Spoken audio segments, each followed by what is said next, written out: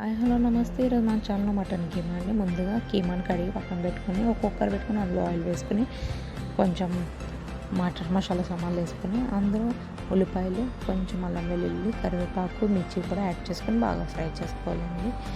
కొంచెం టమాటోస్, కొంచెం సాల్ట్ కూడా యాడ్ చేసుకొని బాగా కలుపుకొని ఒక 4 నిమిషాలు మగ్గించుకోవాలి స్లో ఫ్లేమ్ పెట్టుకొని.